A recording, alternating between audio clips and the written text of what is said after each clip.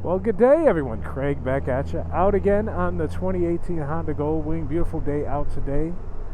Just riding around, enjoying this Saturday that I'm out. Well, you see the title, you see the question. So let's get right into it. Do you feel that taxpayers should fund a bailout of Harley-Davidson Motor Corporation or motorcycles, whatever their official title is?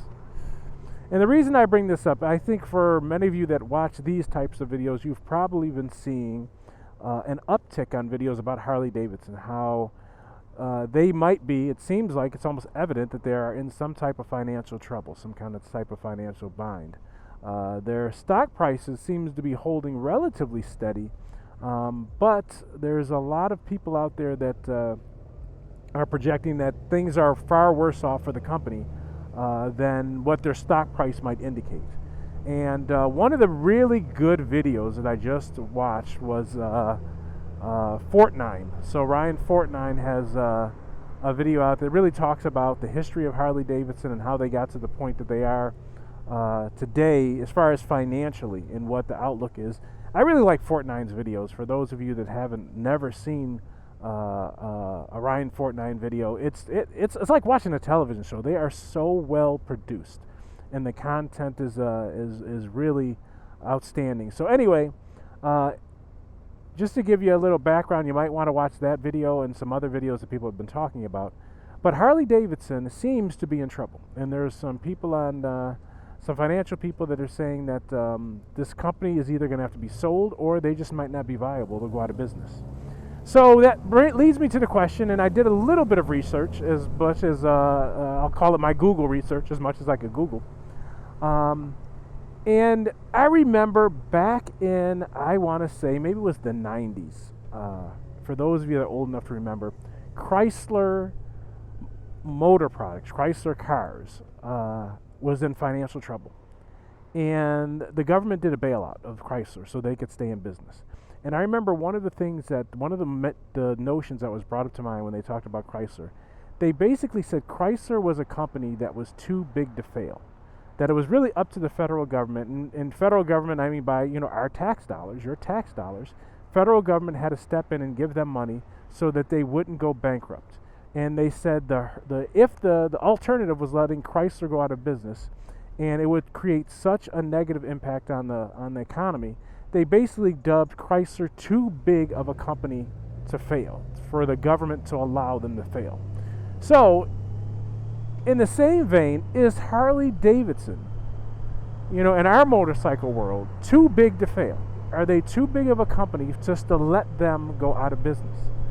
And so some of my research shows that Harley-Davidson employs 6,000 people. Now, I'm assuming the Google stuff that I looked up really is talking about their manufacturing plants and things like that. The actual making of the motorcycles is, I saw you there, buddy.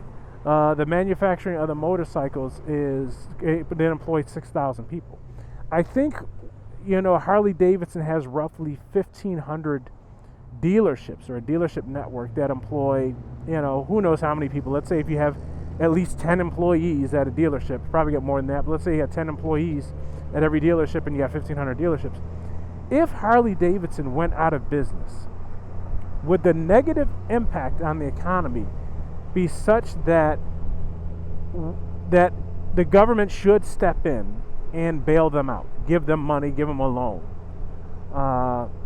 Also, for some of the research I was looking at, it looked like back in the early 2000s, the government did step in and give Harley-Davidson a loan of about $2 billion so they could stay in business. Now, many of these videos that you'll watch really talk about the type of bikes that Harley builds. This is why Harley's having trouble, because they're not making a bike for younger people. This is why Harley's in trouble, because their bikes are too expensive. This is why Harley is in trouble, because when they make a bike, they don't come, I guess, I don't know, but the best way to say it, they don't come the way you want them. You've got to do stage 1 upgrade, stage 2 upgrade. You got to add a whole bunch of accessories and do performance upgrades to get the bike the way you want it, and that just costs more money, whereas other bikes are, I guess, more performance enhanced out of the crate.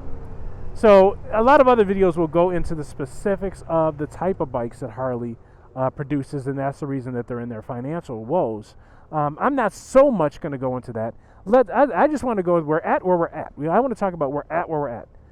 This company potentially could go out of business. Harley-Davidson could go out of business. Now, for the motorcycling world in general, is that a good thing? Is that okay? Are we okay with there being no more Harley-Davidson? You know, we've got our Hondas and Suzuki and Yamaha and Indian and, you know, the other brands. That's enough for the market. And I know they say the whole motorcycle industry is going down, and people don't ride motorcycles like they used to, which might be true, but it just appears nobody's in more trouble than Harley-Davidson. So first question I have for you, a couple questions. First question is, let's start with the basics. Do you even care if Harley-Davidson goes out of business? Does it matter if all of a sudden the announcement was, you know, this was the last production year and then Harley-Davidson would cease to produce motorcycles going forward, and they would still service your bike for however many years, but they would no longer produce motorcycles? Does that even matter to you? I will say, for me, probably 2 years ago, I could care less. If you're not into the motorcycling world, you could care less if Harley-Davidson goes out of business. They're not making motorcycles because it doesn't really affect you. So one is, do you even care? All right, two, the question is, if they need a bailout, if they need a government bailout in order to stay in business, are you for that?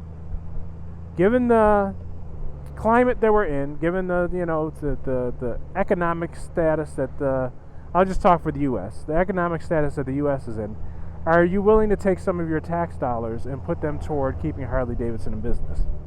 And I know there's unemployment going on right now. A lot of people have lost their jobs. But second question, are you for Harley-Davidson going out of business? Or would you, that's not really the second question, are you for the government bailing out Harley-Davidson, giving them a government bailout? And then third, the third question is, if Harley-Davidson did go out of business, do you think that's bad for the motorcycling world in general? Would the whole motorcycling industry suffer if Harley-Davidson goes out of business? Or do you think it's a good thing? Do you think that, hey, it's they couldn't hack it, it's survival of the fittest? They didn't have the right economic plan. There's still plenty of other manufacturers out there that make motorcycles, and I'll just buy one of those motorcycles if I want a new one.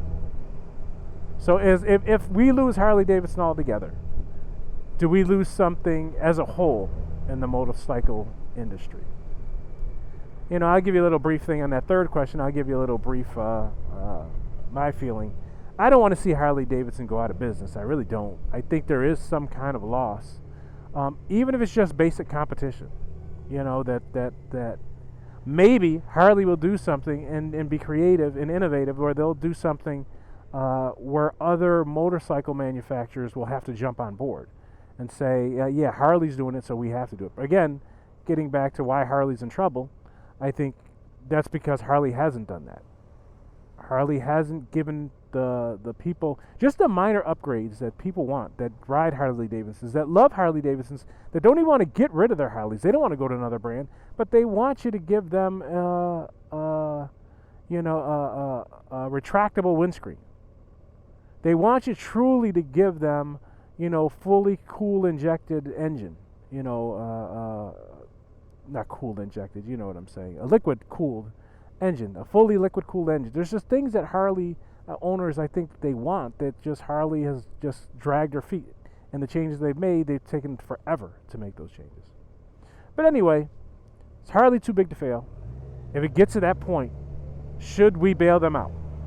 Or should we just let them suffer the consequences for them not being proactive and being visionary and staying on top?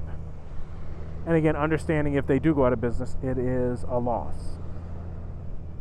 So as always, I am interested in your take on what do you think we should do? Tax dollars. Should we bail out Harley-Davidson? Should it be done?